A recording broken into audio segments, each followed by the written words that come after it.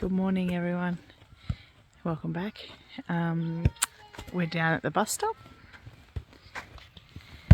It's early morning. A little bit of early morning football. Wait, do you know Lewis never broke his finger at the skate park, bro? When? Yesterday. Yeah. He fell into the bowl. Come on, Luna. Luckily he was wearing his helmet. This naughty puppy. Luna!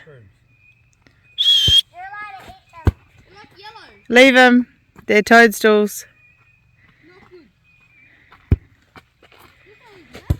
I cannot pick. Is Harvey coming? Little but big. Luna! Come here, mommy. Yep, she's doing the poo.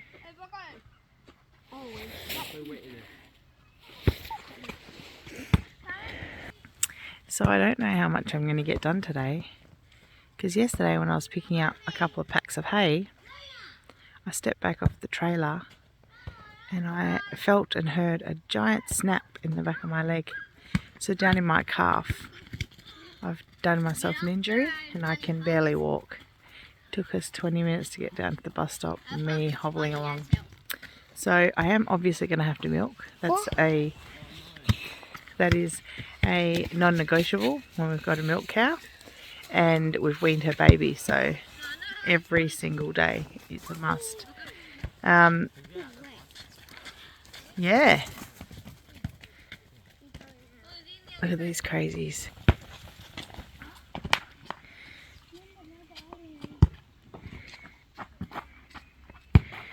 Brock's obsessed with football.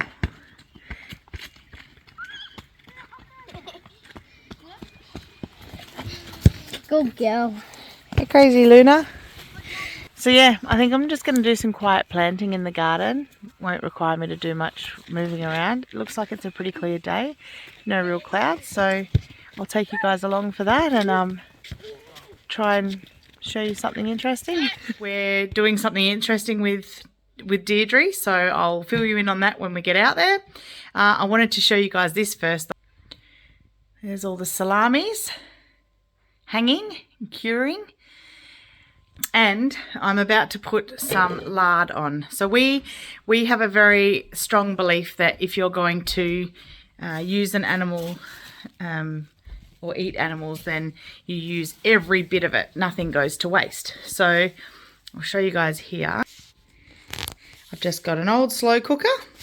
She's nice and clean. There's a few little chips and stuff in it, but she's nice and clean. And so it is literally as easy as, I can do this one-handed.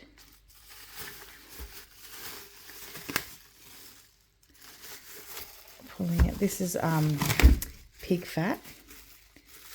So that's why I'm calling it lard. But I also, after I've done this, I've also got some lamb and goat fat to render down. We use them all, and eventually when we kill a little steer, we'll use the fat out of that too, which is called tallow. Yeah, okay, so, sorry darling? Oh, when we kill our ducks, yeah, that's called duck fat, and that stuff is delish. Can you come here please? Noah's home from school, he's not feeling well.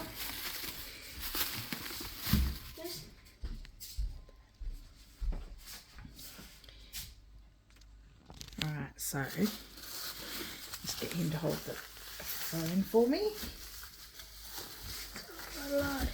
Ooh. On the other side. Hey? One there.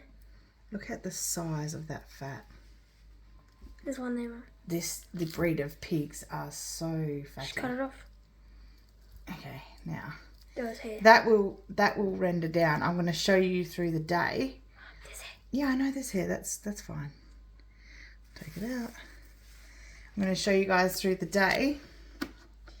Put it on high just to get the fat down. I'm just going to sit that on top. Push it all down. There we go.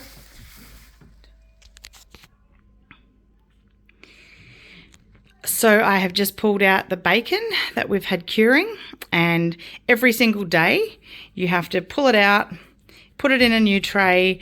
Salt, we're doing salt and sugar equal parts.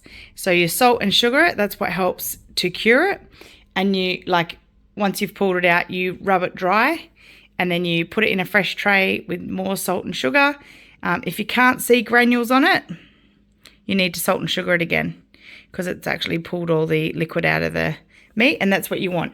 You want to do that and keep doing that for a solid week. I think it's maybe even 10 days, until you get no more liquid. When you tip your tray to the side, you'll get liquid pooling down there. You won't with this tray, because I've just done this pour off, but I've got another one underneath.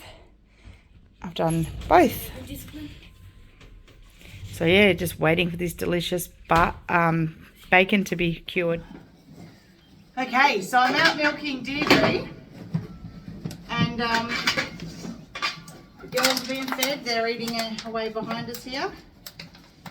She's got a full udder this morning. We've upped her feed, so she's getting a complete grain mix as well as what she was already getting. We've added that because when our cow experts were here, they said that it wouldn't be bad for her to put on more condition before she gets pregnant.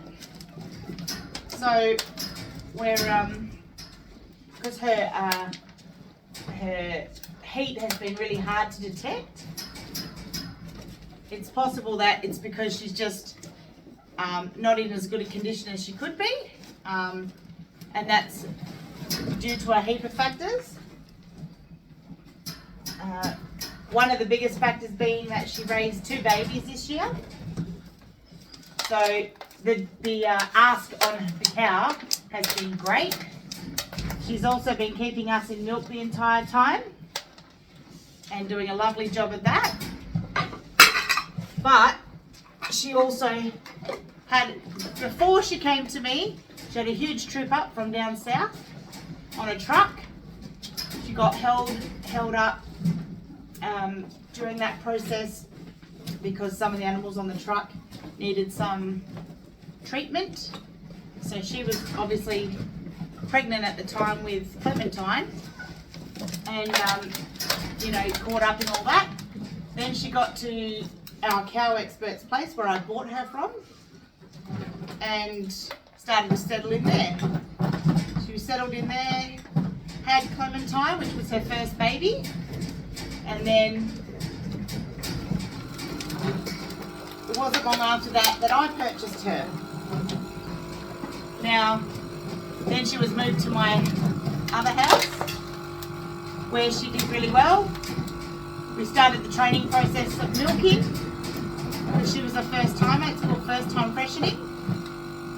So we started that process with her at our other house, and she did really well. She did beautifully, in fact.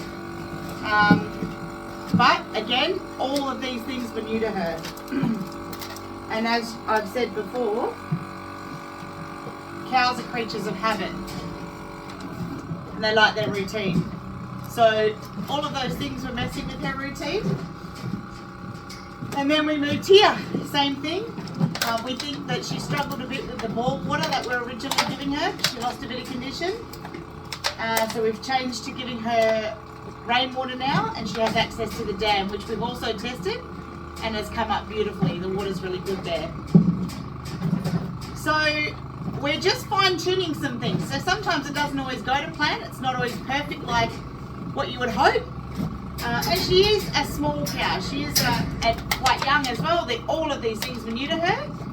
So when I had the cow experts out here the other day, and I've made a video for you, and I will be sharing that, but I wanted to complete the video. So what I'm going to do is I'm going to wait till she's actually being artificially inseminated, so that whole story is being put together.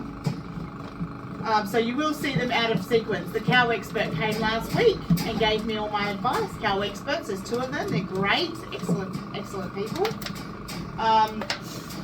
So they came last week, and I am putting together a video. It's an exciting one. Lots of good things to share in it. But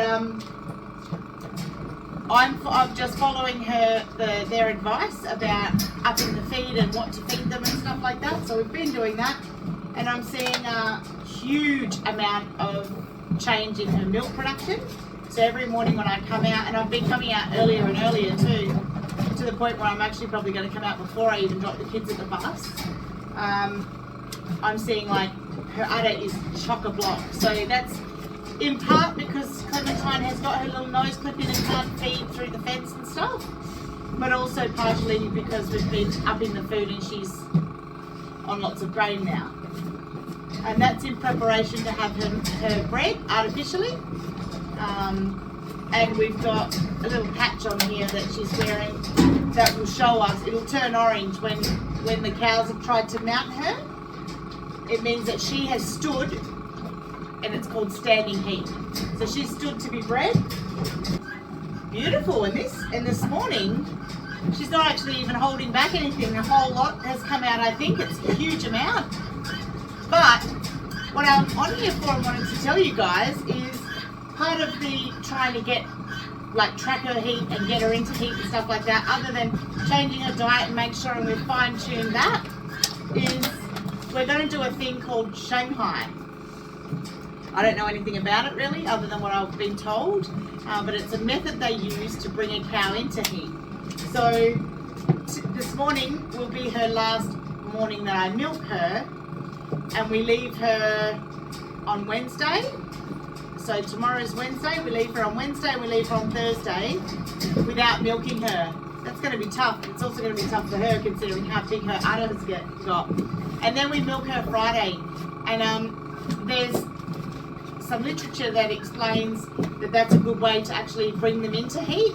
So we're going to trial that. And I was at my request because I asked about all the different options to be able to do that. And short of giving her estrogen injections and things, which is all very artificial, I like to do everything the natural way first. And it's a perfectly healthy way to do it. It's not going to harm her in any way, and it's better than actually intervening as far as drugs are concerned. That is the last resort, and I'm hoping not to have to do it. So yeah, we're going to try the Shanghai method. Good girl, Deirdre. Such a good girl. Her coat is looking a lot nicer, so I think that the extra grain and stuff is helping. But yeah, we'll know soon enough, because our cow people will not put her into calf if she is not healthy enough to support a pregnancy. And that's great, because I don't want that. I don't want to put her at risk just to have another calf. I'd rather her be in perfect health and happy and all that sort of stuff before we have a calf. So yeah, as I explained at the bus stop, I went to buy a couple of packs of hay. There's plenty of green on the ground, and I know that I probably don't need it, but I do like to feed it out, give them a bit of roughage, and I can also see that they're still eating a lot of it. It all goes anyway to help, like, fertilise my garden and stuff. I'm not worried. A lot of people say, oh, what about the waste? Because when they're getting green grass and that, they don't eat it down as much as they normally would. I don't see it as a waste. We use it. We use it in the gardens and all sorts, so it's not a big deal. But I'm actually fairly well immobile. I am limping really bad, and I can feel the pain constantly. So I'm going to take it easy today. I just wanted to share this part with you of the whole thing. I find it fascinating, all the different things you can learn about a cow. I've had them before, and I guess they're all different, but there's so many different things that you can do, or that, you know, to learn about cows. It's amazing. That's why I love having these guys. You know, I can ring them, I can message them, I can ask them questions, and they're always there to help out. They're brilliant. I am going to put their details in the video about our journey to get Dierdre pregnant again. I'll put their details in there. If any of you are in WA and have a cow or cows, and even if they're not dairy breeds, these guys are brilliant. I highly recommend them, and you know, they might be worth a call and get them out to see your animals if you are struggling. I think that they started this because there's a real necessity for it. Other than very select amount of vets, there's not very many people actually doing this. It's kind of like it's something that's kind of dying out, which is it's a real shame because it's awesome keeping a cow. I just use this to keep Dierdre's tail out of, she whips me in the face and things, but to keep her tail off her udder as well once I've cleaned it. She's a pretty messy cow, eh?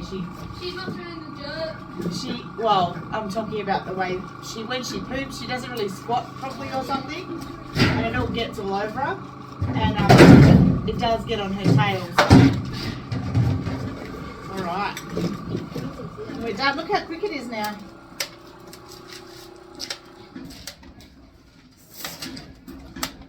So milking is getting quicker and quicker.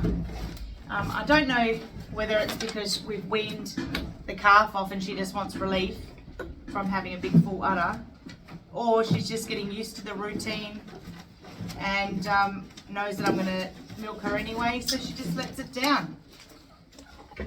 But there's quite a lot of milk in there by the feel of it. I'd say probably 3.5, 4 litres.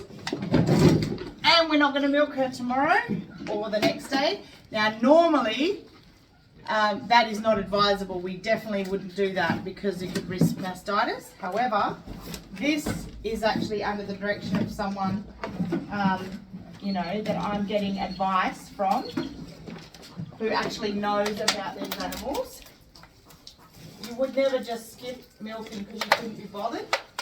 It's actually not good for the cow. So I do want to clarify that. But this, as I've explained, is about trying to get her into heat. And I'll show you the little thing. When they were here, because I was struggling to see any signs of heat, some cows are really easy, but others are not so much. So because I was struggling with it, they left me with this cool little Estrotech sticker thing that goes on the back of her tail, and it just shows you whether she has stood for the cows to mount her, and that shows signs of being ready to be bred. So I'll just show you guys that now. So see that there? You can see that a little bit of it's been scratched by probably Clementine. She loves to do that jumping up thing. She does it all the time. But that's not enough to indicate that she is in heat. If she has stood to be mounted by the cows, and they will all do it, all the females and everything, they don't have to be a male, that will go orange, completely orange. So just another reason why it's a brilliant idea to have the experts in, and I actually want her to, I wanted to pick the semen because there's a reason for that, and I explained that in the other video. But yeah, in doing that, it's good to have those people that actually know what they're doing to come and help, because I'm by no means, like, I'm new at this. Oh, you like that? You having a stretch? Having a scratch? Oh, Clementine. You see her little nose clip stopping her from feeding off her mum. As soon as we see this is the type we ordered online. I don't know whether you can see. I filed off. They made them with all these spiky points, so I think it's designed to, when they push up on the cow actually kicks them away. I don't think that's necessary. I think that's actually terrible. So I filed them off flat so they're not sharp. Because the one that's in Clementine's nose now actually belongs to Jeremy, the other guy that was here, the other cow expert. What are you doing, beautiful? What are you doing? You don't like your carrots. You leave your carrots. You like my kids. Don't like your veggies? Hey, it's good for the baby. It's good for the baby. Hey? Yeah, so it's all very exciting. She's still standing in here. I might actually let her, even though she won't back up because she's going to continue to eat. There you go, sweet girl. There you go. So yeah, it's all very exciting, and I will put that video together, I promise. part of that video is going to be introducing you to some good friends of ours who are also living this lifestyle, and also have a YouTube channel, a baby YouTube channel, just like me. So yeah, that will be very exciting. I'm putting that together, but like I said, I'm waiting for her, like the cow experts, to come back and to be actually inseminating her so we can learn some more together. Wanted to be able to show you guys, because it's not often that you get to see things like that. So I wanted to be able to share it with you guys in case there's someone out there that's interested in it. All right, well, that's it for this video. I'm actually going to go in and sit on the couch and try and heal, because I'm no good to anyone if I'm out of action, because my leg is absolutely killing me. I think I just pulled a muscle or broke a tendon or something like that. I don't know. I haven't been to the doctor. I don't make a habit of doing that. So I'm going to rub some ice blue on me, some of my beautiful oils, and I'm going to lay up with a nice creamy coffee, because I haven't had my coffee this morning. I had a green juice. Trying to get healthier again. I used to do it all the time, but I haven't been doing it lately, especially since we moved, and my body is showing signs of it. As soon as something goes wrong in my body, I go, oh, that's my body's way of saying, hey, you, slow down, take it easy, look after your body, get more sleep. Definitely. Look at these bags. It's definitely telling me to get more sleep. But a green juice this morning, I feel amazing. I'm going to leave this video here. I know it wasn't a very interesting one, but the weather has just had us absolutely, yeah, just having to do inside jobs and things, and you don't want to watch me vacuum the floors. So thank you so much for joining us. I hope you enjoyed this video, and I hope you got some value out of it. If you did, please give it a thumbs up. It helps me out. And subscribe if you haven't already. Leave us a comment, any comment, we don't mind.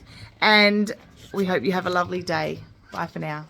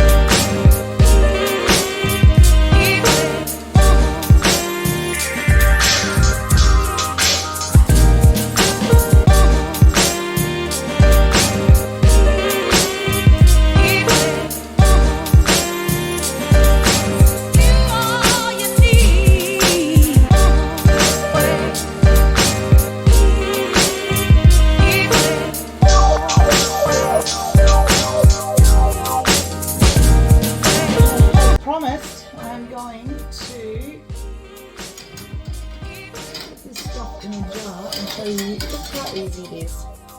All right, now this has been going all night, so you can see the jar here. We just put it up. Might move it closer.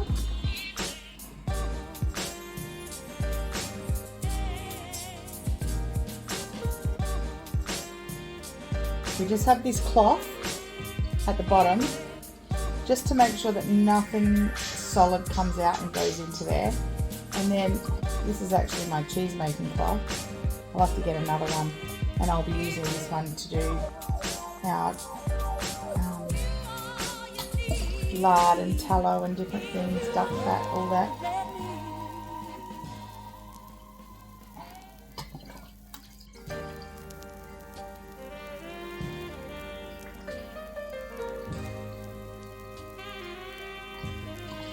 These little things here, see the handle?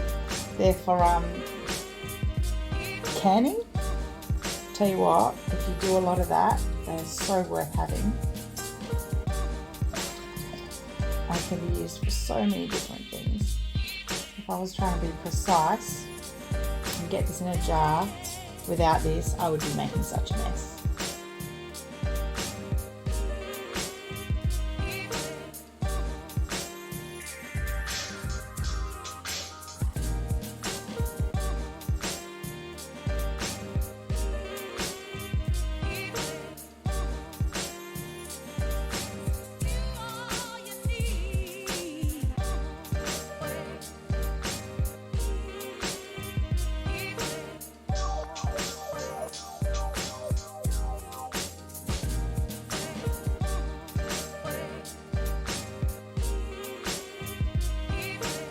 And while it's still hot,